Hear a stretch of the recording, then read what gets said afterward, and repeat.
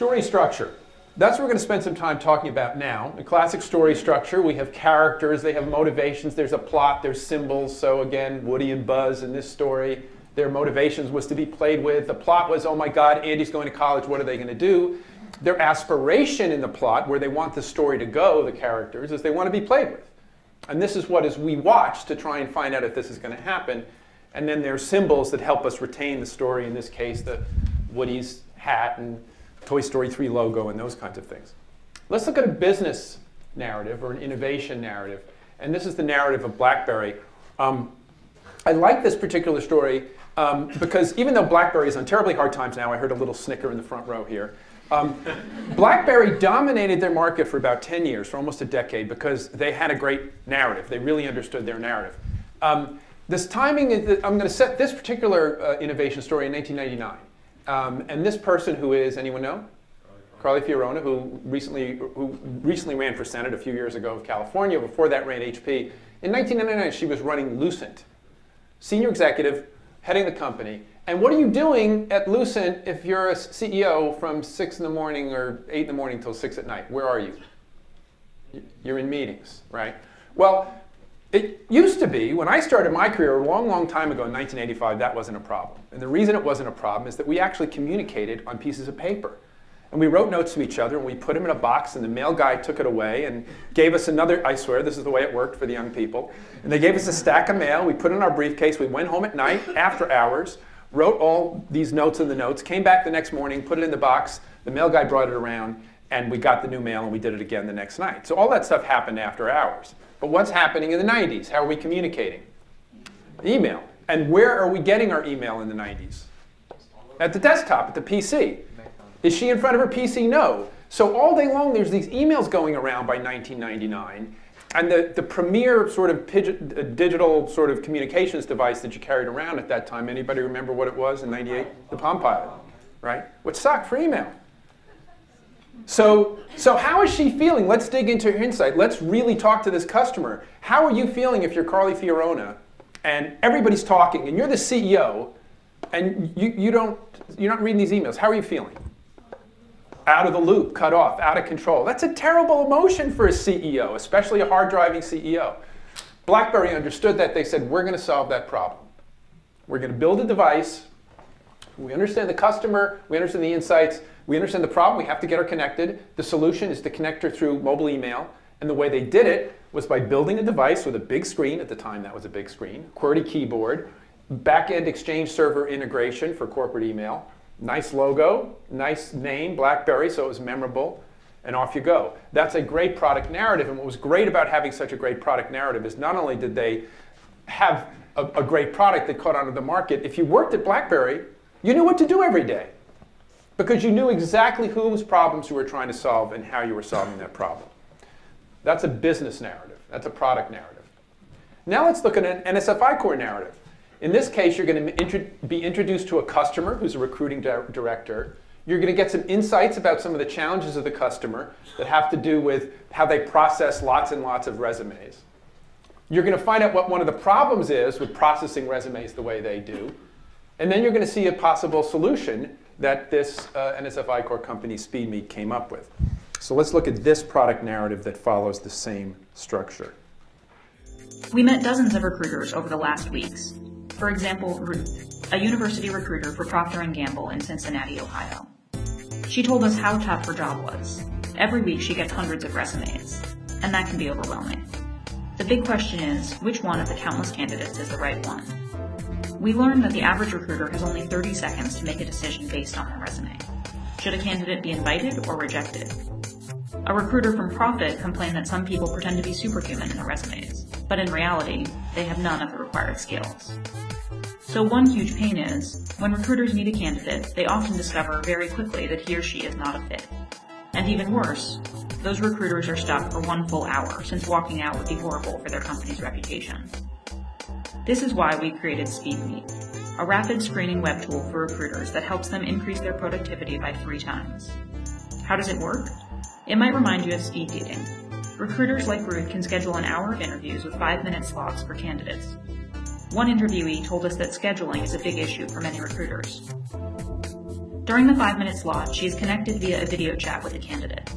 Both sides know that after 5 minutes the connection is cut and the next interview will start. So Ruth very quickly gets much more data on who to invite for an in-person interview and avoids an awkward walkout. During the interview, Ruth can rate the candidates. From a psychologist, we learned that most rejection decisions are made in the first minutes of an interview. After the interview, Ruth can get a report with all the ratings and recordings, and can decide who she really loves. Another big issue, according to our interviewees, is that there are so far no great analytics software for recruiters. So why does this increase productivity? Without SpeedMeet, for every 100 resumes, recruiters invite on average 10 candidates to find a good candidate. With SpeedMeet, they can screen 20 candidates and select those who are really promising, which allows them to find a better candidate. While the whole process without SpeedMeet takes 15 hours.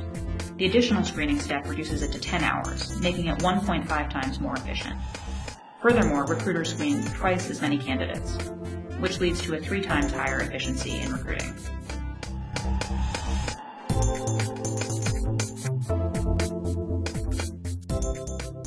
That's a nice story. This is actually a product narrative video. This isn't an icorp narrative video, and I'm going to show you an icorp narrative in a minute by comparison. So this is the story of the product, where the character in this story is not the innovator, but it's actually the customer of the innovation, Ruth. And then we see all these, we understand insights about her experience, and we understand what the problem is, and then how they solve it. You can see how this narrative structure goes right through in this particular scenario. Let me break this apart. And then I'll compare this to sort of the narrative that you're being asked to do. So the basic elements of a product story include, again, the protagonist in our story is the customer in innovation story. The motivation of the protagonist in our innovation story is a customer insights. The conflict, that big thing that launches the narrative in motion in a story, is the problem definition. Need a super crisp problem definition for an entrepreneur to be successful. If you get a squishy one, you'll be all over the place. Plot imperative. Where does the story want to go? Where do the characters in the story aspire to? Well, that's the value proposition. That's the benefit statement. That's what your product's going to do for someone. The plot narrative, how the plot evolves, is the product delivery. What does the product actually do? How does it actually make that value proposition possible to solve the problem? And then there are other aspects of the story, like the setting and the tone and the voice, which compare to the positioning and the attributes and personality. We're not going to spend a lot on this today, but this is really important with an innovation, because you may be solving a problem that someone else is also solving. Probably there is someone else trying to solve the problem. And you have to know where you fit. You have to know how you're different from the other people out there. So these are the kinds of things I'm going to spend a little bit of time on today before we then go into storytelling things. I want to compare this now to the NSF icorp journey story, because this is a little bit different than the product journey, right? We have our characters and motivation and plot in this story, but I want to talk about Red Ox Technologies. And in the Red Ox story, the innovators, again, the protagonists are you. The protagonists are the innovators. So if we're going to do the story of what your experience has been like on this journey with NSF icorp, you are the innovators, you are the protagonists. We're then going to have these customer conversations be sort of the insights that we get along the way. And there's a picture of a road here, because they're using the road as a metaphor for getting out and talking to a lot of customers in the video I'm about to show you. And then we're going to see sort of the hypothesis and the validation. So instead of like a problem and a solution, that you start with some hypothesis. You start with some theory about what you're aiming to do. And then something happens along the way. And you either validate it or you pivot. And you go, no, wait a minute, we need to do something different. And this is a really classic pivot illustration I'm about to show you. Now, one last thing to think about as I show you this. You're being asked to do a couple of things. You're being asked to do this 2-minute video, but you're also being asked to do an 8-minute PowerPoint presentation. And you should think about how they work together and how they complement each other. In this video, it should tell the overall story of your journey. The PowerPoint presentation has to support it with the facts and charts, but they should be two different things. They should be complementary and they should work together. Let me show you this video, and you'll see what I mean about this NSF icorp journey being a little bit different. Hello, my name is Andre Taylor. I'm the principal investigator. I'm David Cohen. I'm the entrepreneurial lead. And I'm Tom Livingston, mentor. Our icorp experience began at the Transformative Materials and Devices Lab at Yale University, where we developed the electrochemical desalination cell, an electrochemical cell that desalinates highly saline brine, generates electricity, and synthesizes inorganics.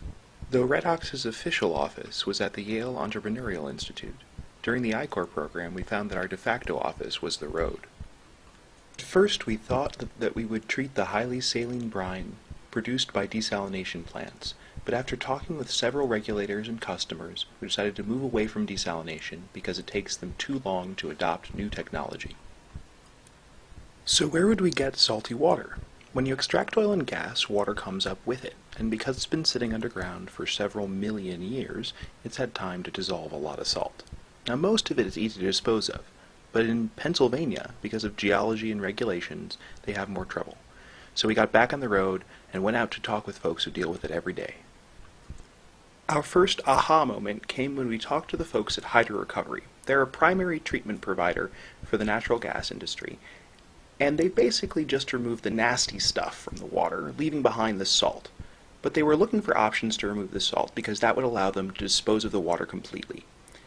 And their price point was far higher than anything we'd seen for desalination, so we were very excited. So we went back out and talked to a lot more service providers, equipment manufacturers, owner-operators, and other potential customers and partners.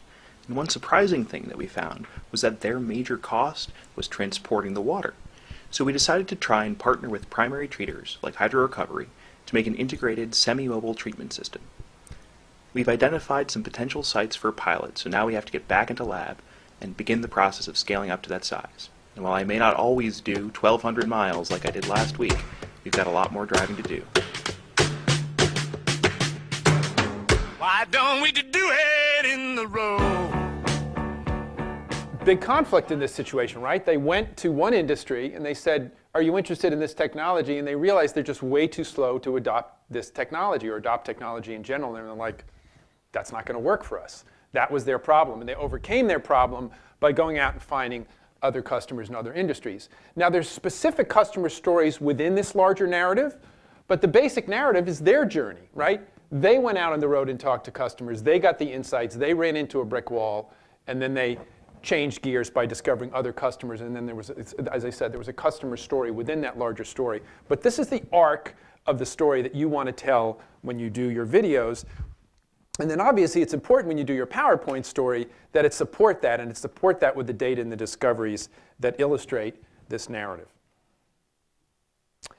And finally, the last thing on this slide I want to show is that really what this journey is about, the shorthand of this journey, and this is literally what Steve was talking about, I think, in his blog post today, or yesterday, was you're really going from what we thought, what you thought, to what you learned, right? That's what's happening here. You started with a premise, but then you learned and discovered something, and that's really what we want to understand in these 2-minute videos.